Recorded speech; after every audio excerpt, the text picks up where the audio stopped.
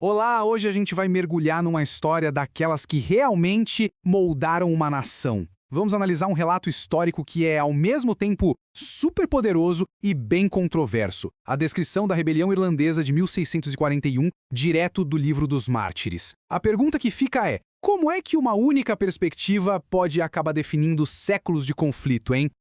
E para a gente sentir o peso desse relato, nada melhor do que começar com as palavras do próprio livro.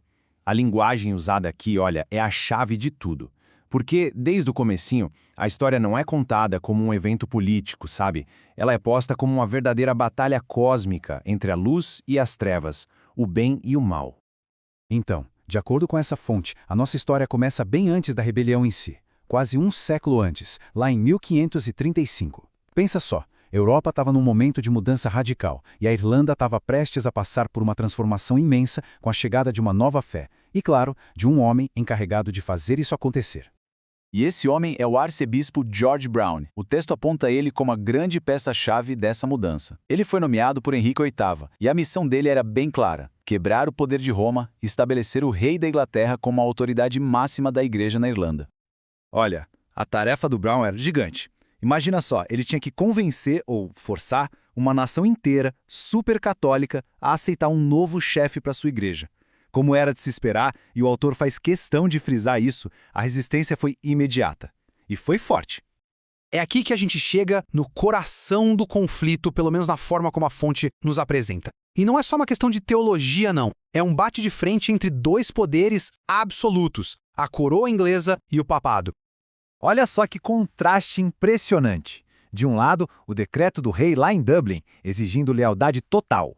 Do outro, a bula do Papa, vinda de Roma, ameaçando com excomunhão. O que o texto mostra pra gente é um povo literalmente espremido entre duas ordens que não podiam coexistir. Essa citação, ela resume tudo, né? A questão toda da lealdade. Para muita gente na Irlanda, principalmente para o clero, a ilha era a Ínsula Sacra, a Ilha Santa. A lealdade deles era a Deus e ao Papa, não a um rei estrangeiro. E esse sentimento, bem, é a raiz de toda a resistência que a gente vai ver.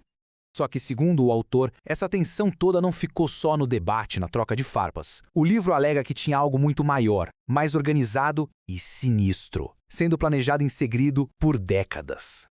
O autor chega a detalhar o que ele descreve como uma conspiração em 4 etapas, desde encontros secretos em mosteiros, passando pela busca de apoio em outros países, até a disseminação de propaganda. O texto pinta um cenário de um levante muito bem planejado e totalmente alimentado pela fé. E para dar aquele toque de urgência divina para a causa, o livro ainda menciona as supostas evidências, como essa profecia. A mensagem era bem direta. A sobrevivência da própria Igreja Católica dependia do que ia acontecer ali, na Irlanda. Ou seja, a coisa toda era vista como uma batalha decisiva. E aí, o barril de pólvora explode. O livro nos joga no clímax da sua narrativa, um momento em que décadas de tensão e planos secretos finalmente vêm à tona no que é descrito como uma verdadeira catástrofe. É bom guardar essa data, 21 de outubro de 1641. De acordo com o texto, esse foi o dia escolhido para um levante coordenado que tinha um objetivo bem claro: varrer a presença protestante da Irlanda de uma vez por todas. Acontece que um golpe de sorte, ou providência divina, como o autor sugere, acabou salvando a capital Dublin, mas já era tarde demais para o resto do país.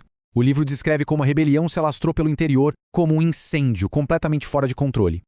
E é nesse ponto que a narrativa fica realmente sombria. O autor lista uma série de horrores, descrevendo com detalhes muito gráficos os atos de brutalidade contra homens, mulheres, crianças. O objetivo aqui é claro: chocar quem lê e pintar um retrato de selvageria total.